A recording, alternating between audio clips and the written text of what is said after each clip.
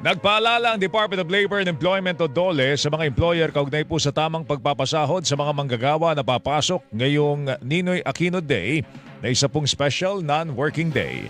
Ayon po sa DOLE, ipatutupad ang no work, no pay policy para sa mga empleyadong hindi papasok ngayong araw ho, maliban lamang kung may mga ipinatutupad na hiwalay na polisiya ang isang kumpanya. Makatatanggap naman ng dagdag na 30% ng basic wage sa unang 8 oras ng trabaho ang isang empleyado kung ito'y papasok.